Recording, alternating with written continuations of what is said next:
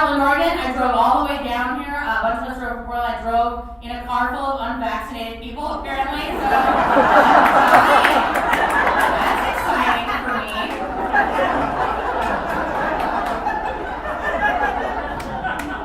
I'm from Portland, Oregon, which means, we don't get a lot of sun. And you gotta savor the sunshine when you're from Portland, Oregon. I myself wake up in the morning, put on sunscreen the way some people carry condoms around, very optimistically, right?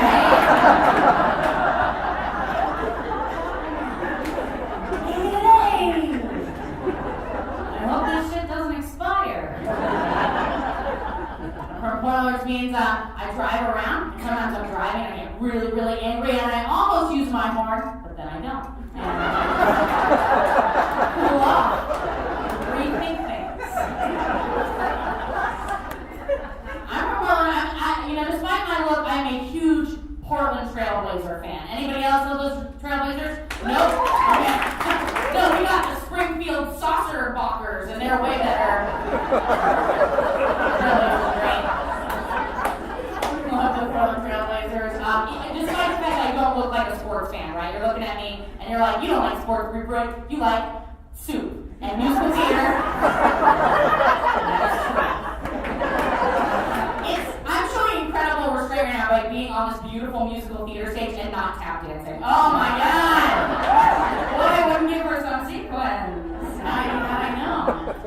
But I do love the Portland Trailblazers because I love to support my home team, and I love the boys like as a mythic group, like a boy band. They're so sweet and dear to me. And if you like sports, you want to just sort of follow the sport emotionally and spiritually, you can do what I do, which is to use your imagination when you're watching the games to pretend that the ball does not exist. It's the best. What it looks like is a bunch of hot, sweaty bros that are deeply, deeply concerned about each other, guys. It's beautiful. It looks like this.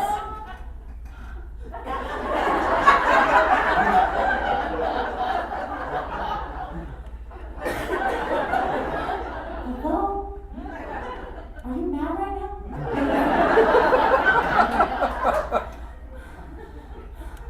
Who is that, right? Then they get their little brunch, their little huddle talk with their brunch plans, and that's how sports works. I'm not a sporty person. I'm a sweet, chubby baby lady. I'm very happy with myself. My parents are different than me. I'm from the Pacific Northwest, but I was raised by two SoCal, South Californians. Yeah, it was like being raised by two Keanu Reeves. They're gentle and slow.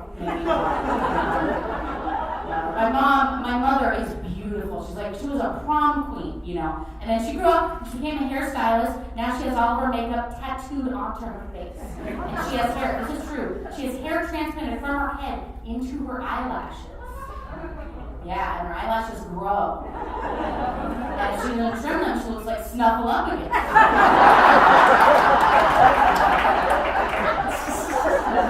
They're beautiful. Like if Stevie Nicks was a Muppet. I thought Stevie Nicks might be the right pop culture reference for them. I'm enjoying Springfield. The first thing you see on driving into Springfield when you get off is a big billboard for giving blood. Well, that was a nice supportive thing for you guys to do. Oh, yeah, good. I'll remember to do that. Like the next billboard is going to be like, call your mom. I'm like, okay, all right.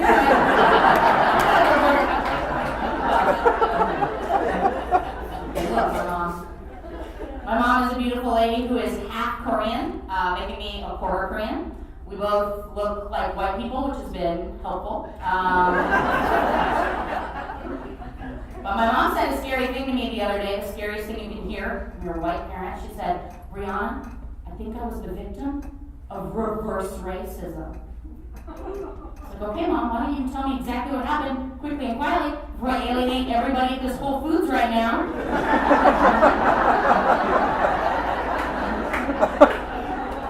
She was like, okay, I was with a group of people who didn't know that I was Korean, and they were making fun of Asian drivers. That's That's reverse racism. I was like, Mom, I have news for you. That is regular racism. You simply enjoy the privilege of laughing with your oppressors. Good job.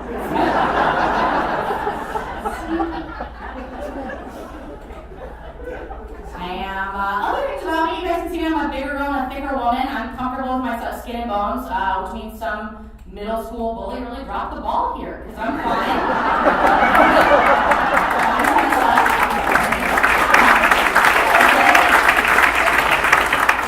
I'm thicker, I have a pear-shaped body, right, because I have a smaller bust and a bigger caboose, which is fine with me. Everybody in this room knows, bigger the backyard, higher the property value. What's up, Springfield?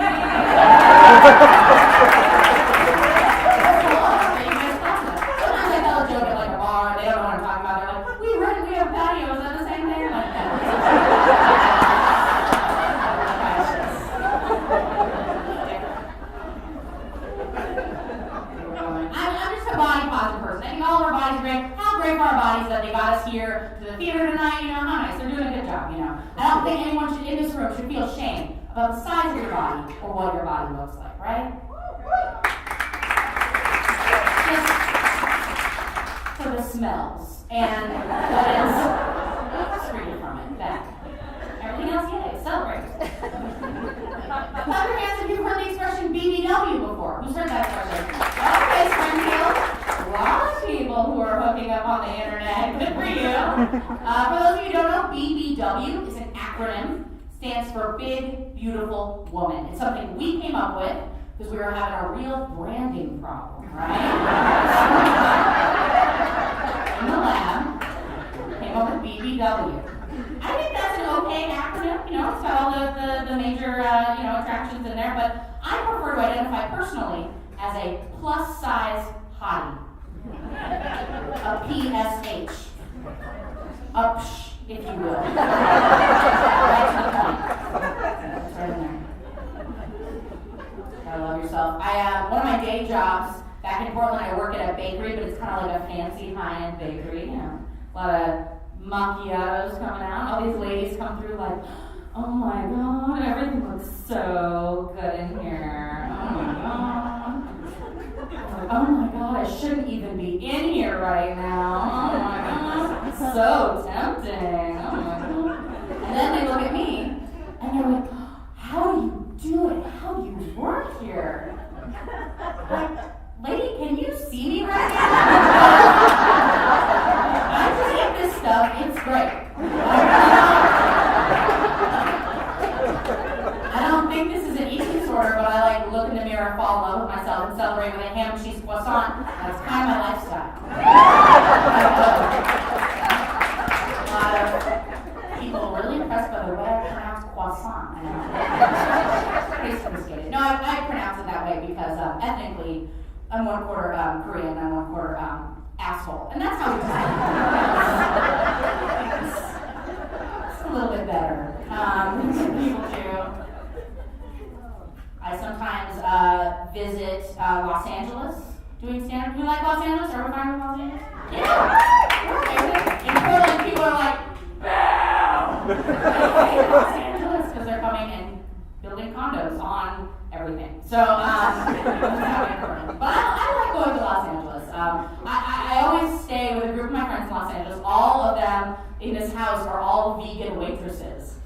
You can't throw a stick in LA without hitting a vegan waitress. And when you throw that stick, they just fall over because their diet is made them so weak.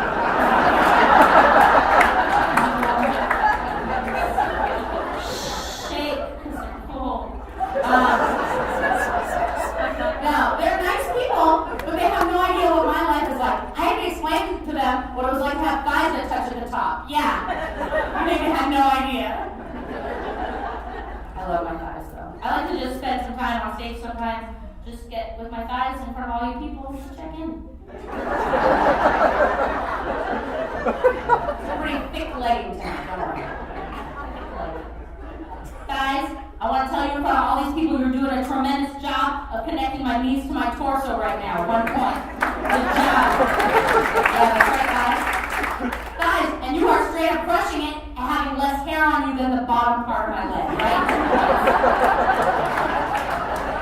Saves us a lot of time, right? Really hang on, guys. Hold the phone, guys. You rub together and ruin all of my pants. That's one demerit. Side note, why can't we reinforce the pants right there for chub rub? Throw our money away this vast pants conspiracy. Pants industry taking us chub rubbers for everything we know. Guys, I just realized something, guys. When I stand like this normal, you protect my vagina from intruders 10.5 million.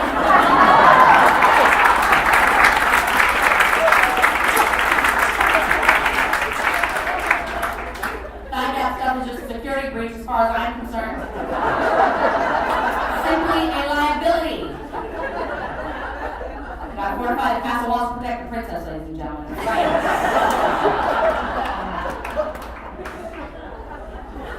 I was supposed to do 10 minutes of jokes for you guys, and they told me if I did 11 minutes, this lady would blow a slide whistle. She just did. You guys missed it. Do it again. Performance anxiety. Getting crazy. I'm just gonna do one more. So I'm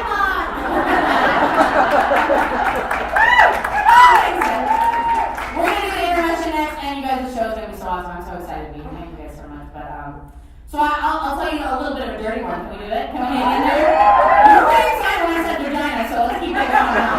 No, it won't be that dirty. Really plain, actually. This is like on NPR when they say this next story is gonna include the addition of the word sex, and just hang it out. It'll be fine. So I'm in a lovely relationship now, but I used to be single, and I'm glad to be out of the single game because it was a mess. Like, I'll tell you this story. I brought a boy home, and I was taking his pants off for sex. Not like a prank.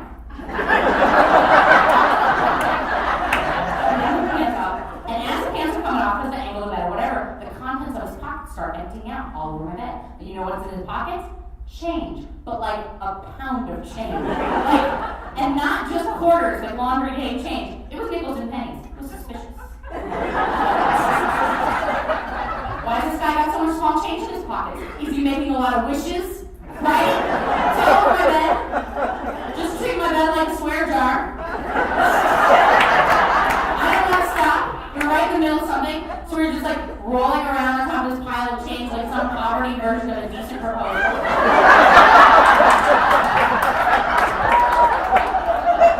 And you know, things were getting sticky, and so the change is clinging to our bodies now.